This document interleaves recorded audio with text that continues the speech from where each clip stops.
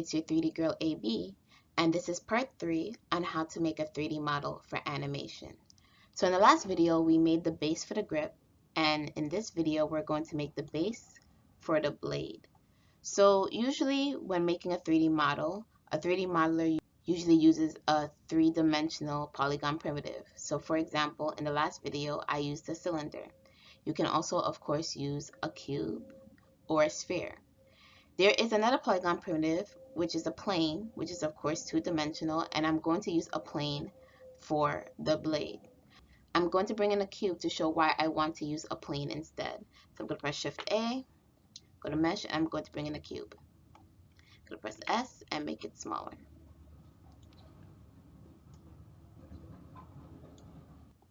So here in the reference image, there's a blade. Now the blade is of course three-dimensional, but you can guess that it is still flatter than the grip.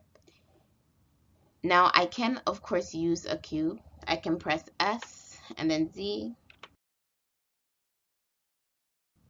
bring it in to make it a bit flatter. I can press 7, go to wireframe mode, and then in my edit mode, go to vertex mode and adjust the vertices.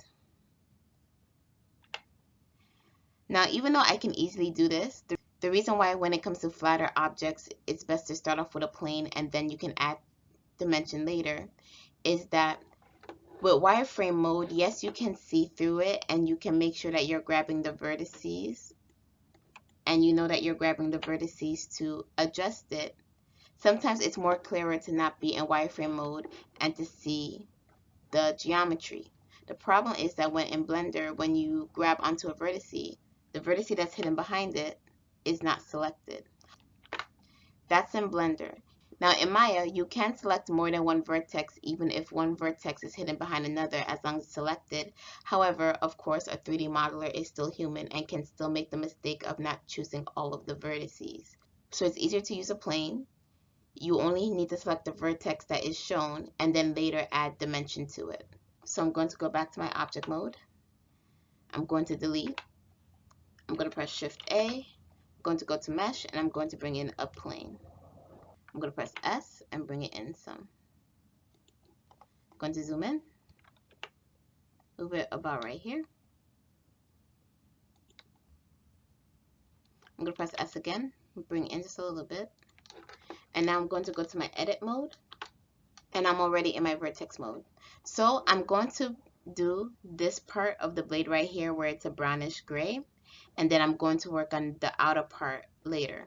The reason why I'm going to focus on this part, because guessing off of this one reference, this part of the blade is going to be thicker, and this part of the blade, being that it's the edge, is going to be thinner. So I'm going to now adjust my vertices.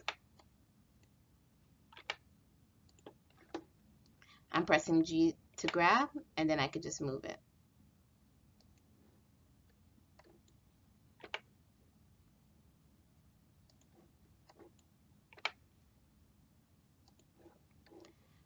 I can go to my edge mode, select an edge, press E, and bring it out.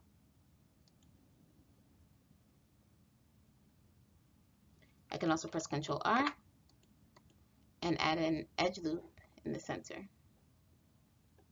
Go back to my vertex mode.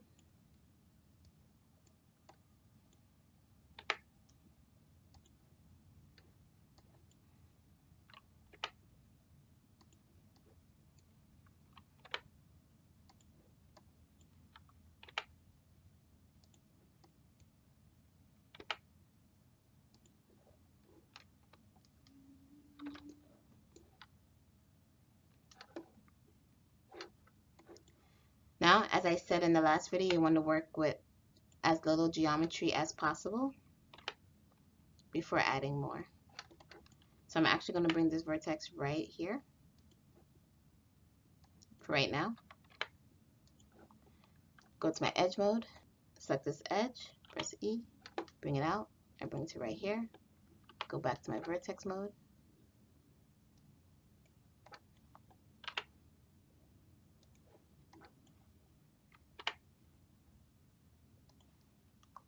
Now I'm going to go to my wireframe mode. I'm going to press Control R, add an edge loop here, and bring this vertex down. Bring this vertex a bit up.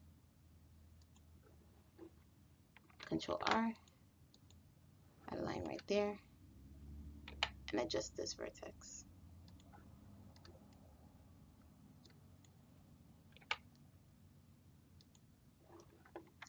I'm going to go back to my edge mode. And as you can see here, this line is not really the cleanest, so I'm going to press Alt, select this edge loop right here. I'm going to press Delete, Dissolve Edges, and then I'm going to press Control R again, add a new edge loop right there to make it more uniform, and then adjust it again. I'm going to go back to my vertex mode.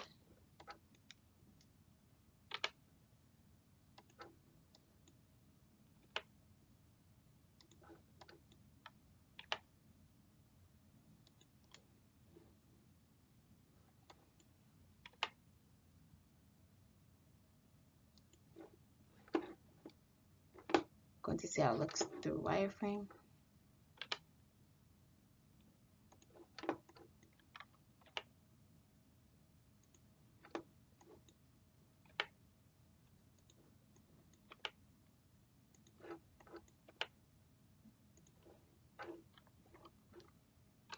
Go to my edge mode. Select these two edges right here. Press E. Bring them down. Go back to my vertex mode. Gonna bring this right here. Make it go around the area for the gem.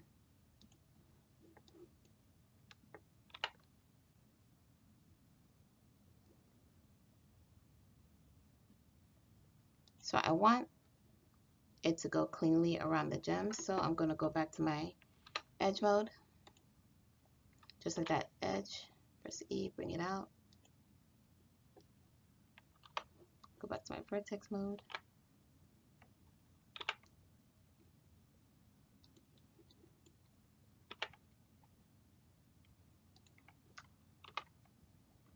I'm going to continue to switch between edge mode and vertex mode to add geometry.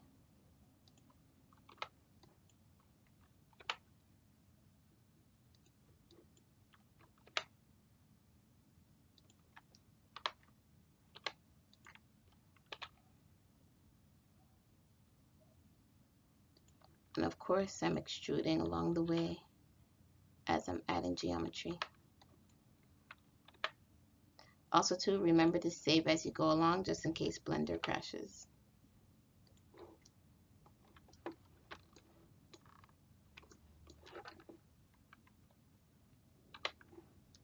As I said earlier, you want to work with less geometry as possible. So when I extrude this part right here, I'm going to bring it down as far as I can. And then I will add more geometry later when I need to.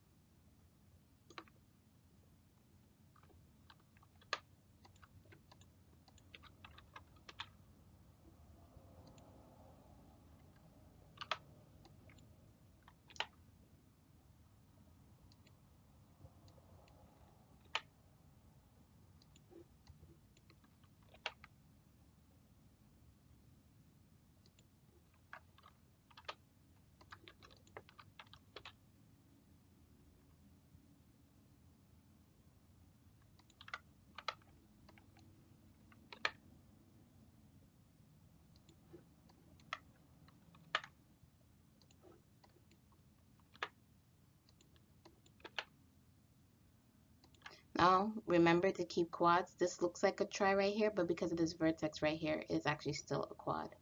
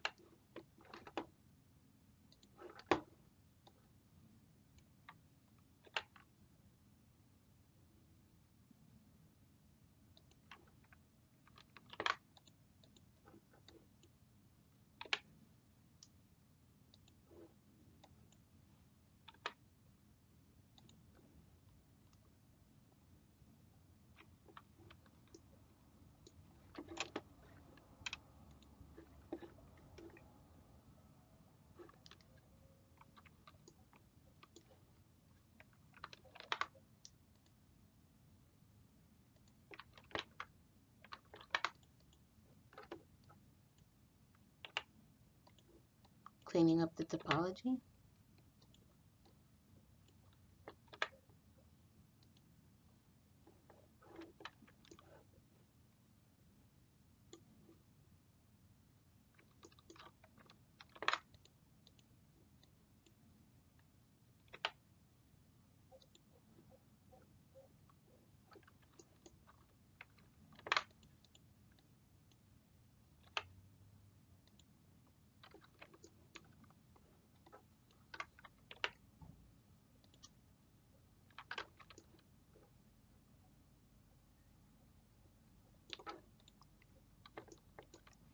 So I'm going to stop at this part of the blade where I worked on the inner blade.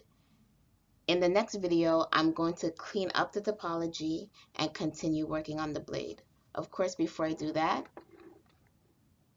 I'm going to go to Outliner and change plane to blade. Also, I'm going to show you something that I've been doing while saving this sword. I'm going to go to File and I'm going to go to Save As. And here you would see it says Sword version 2. In the first video, I loaded the reference image and I saved it as Sword version 1, which you can see here. Then in the second video, when I worked on the grip, I saved it as Sword version 2. And now this one will be saved as Sword version 3. The reason why I'm saving versions is, of course, with Blender or any other 3D modeling software, anything can happen. A file can become corrupt, a file can crash, and then you lose all your work. To avoid starting from scratch, if something happens to one of the versions, for example, if something happens to Sword version 3, I can just go to Sword version 2 and start from there instead of starting from the beginning. So now there is the inner part of the blade. In the next video, I'm going to clean up the topology and add more to the blade.